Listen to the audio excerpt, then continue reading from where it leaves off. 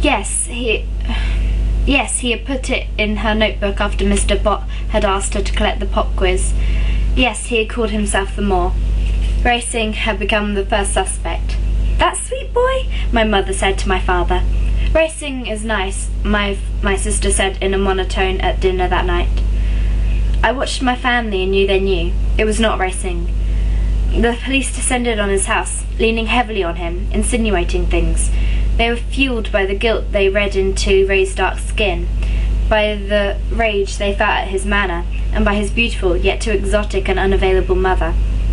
But Ray had an alibi. A whole host of nations could be called to testify on his behalf. His father, who taught post-colonial history at Penn, had urged his son to represent the teenage experience at a lecture he gave at the International House on the day I died. At first, Ray's absence from school had been seen as evidence of his guilt, but once the police were presented with a list of over 45 attendees who had seen Ray speak at Suburbia, the American experience, they had to concede his innocence.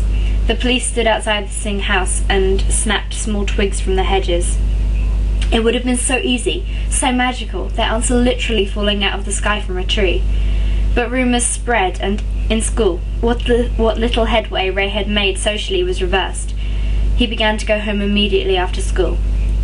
All this made me crazy, watching but not being able to steer the police toward the greenhouse so close to my parents, where Mr. Harvey sat carving finials for a Gothic dollhouse he was building. He watched the news and scanned the papers, but he wore his own innocence like a comfortable old coat. There had been a riot inside him, and now there was calm. I tried to take solace in Holiday, our dog. I missed him in a way I hadn't yet let myself miss my mother and father, my sister and brother. That way of missing would mean that I had accepted that I would never be with them again. It might sound silly, but I didn't believe it, would not believe it.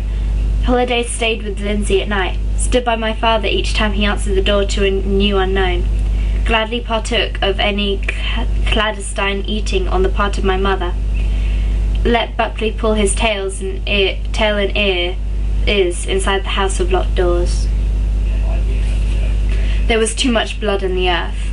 On December 15th, among the knocks on the door that signalled to my family that they must numb themselves further before opening their house to strangers, the kind but awkward neighbours, the bumbling but cruel reporters, came the one that made my father finally believe. It was Len Fenneman, who had been so kind to him, and a uniform. They came inside, by now familiar enough with the house, to know that my mother preferred them to come in and say what they had to say in the living room, so that my sister and brother would not overhear. "We found a personal item that we believed to be Susie's," Len said. Len was careful. I could see him calculating his words. He made sure to specify so that my parents would be relieved of their first thought, that the police had found my body, that I was, for certain, dead. "What?" my mother said impatiently. She crossed her arms and braced for another inconsequential detail in which others invested meaning. She was a wall. Notebooks and novels were nothing to her. Her daughter might survive without an arm. A lot of blood was a lot of blood. It was not a body. Jack had said it, and she believed. Nothing is ever certain. But when they held up the evidence bag with my hat inside, something broke in her. The fine wall of lead and glass that had protected her heart somehow numbed her into disbelief, shattered. "The pom-pom," Lindsay said. She had crept into the living room from the kitchen. No one had seen her come in but me. My mother made a sound and reached out her hand. The sound was a metallic squeak, a human as machine breaking down, uttering last words before the whole engine locks. "We've tested the fibres," Len said. "It appears whoever accosted Susie used this during the crime." "What?" my father said. He was powerless. He was being told something he could not comprehend, as a way to keep her quiet. "What?" "It is covered with her saliva," the uniformed officer, who had been silent until now, volunteered. "He gagged her with it." My mother grabbed it out of Len Fenneman's hand, and the bells she had sewn into the pom-pom sounded as she landed on her knees. She bent over the hat she had made me. I saw Lindsay stiffen at the door. Our parents were unrecognisable to her. Everything was unrecognisable. My father led the well-meaning Len Fenneman and the uniformed officer to the front door. Mr. Salmon, Veneman said, with the amount of blood we found, and the violence I'm afraid it implies, as well as other material evidence we've discussed, we must work with the assumption that your daughter has been killed. Lindsay overheard what she already knew, had known since 5 days before, when my father had told her about my elbow. My mother began to wail. We'll be working with this as a murder investigation from this point out, Veneman said. But there is no body, my father tried. All evidence points to your daughter's death. I'm very sorry. The uniformed officer who had been staring straight to the right of my father's pleading eyes, I wondered if that was something they'd taught him in school. But Len Veneman met my father's gaze. I'll call to check in on you later today, he said. By the time my father turned back to the living room, he was too devastated to reach out to my mother sitting on the carpet, or my sister's hardened form nearby. He could not let them see him. He mounted the stairs, thinking of Holiday on the rug in the study. He had last seen him there. Into the deep ruff of fur surrounding the dog's neck, my father would let himself cry. That afternoon, the three of them crept forward in silence, as if the sound of footsteps might confirm the news.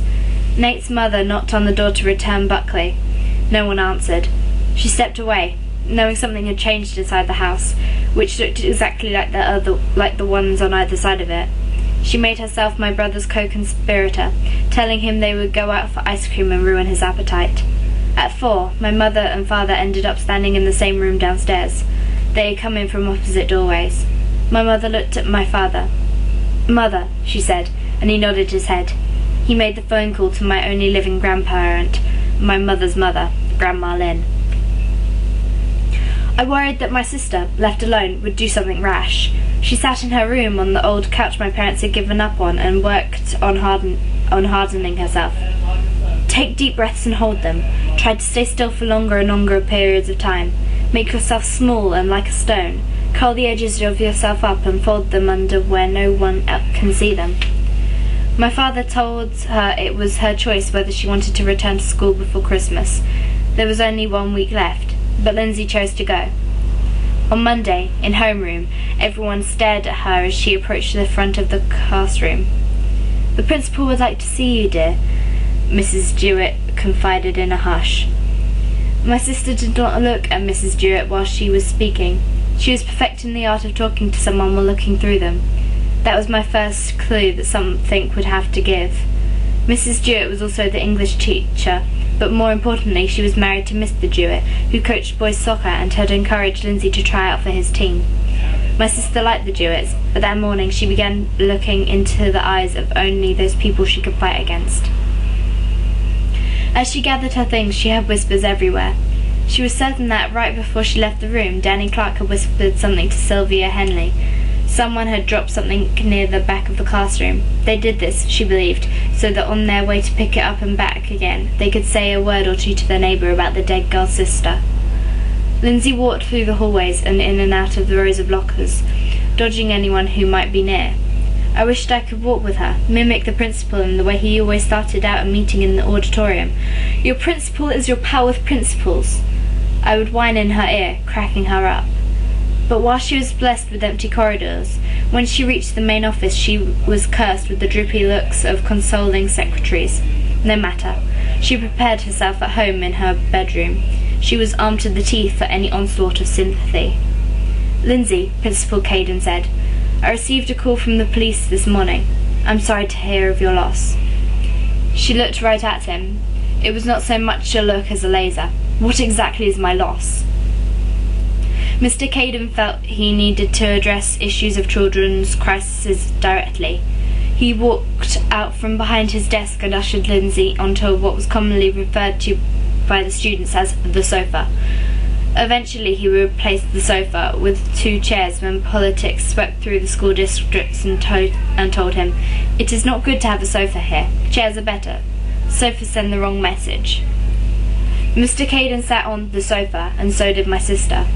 I like to think she was a little thrilled in that moment, no matter how upset, to be on the sofa itself. I like to think it hadn't robbed her of everything. "We're here to help in any way we can," Mr. Caden said. He was doing his best. "I'm fine," she said. Would you like to talk about it? What? Lindsay said. She was being what my father called petulant. As in, Susie, don't speak to me in that petulant tone. Your loss, he said. He reached out to touch my sister's knee. His hand was like a brand burning into her. I wasn't aware I had lost anything, she said, and in a Herculean effort she made the motions of patting her shirt and checking her pockets. Mr. Caden didn't know what to say. He had had Vicky Kurtz fall apart in his arms the year before. It had been difficult, yes, but now, in hindsight, Vicky Kurtz and her dead mother seemed an awfully handled crisis.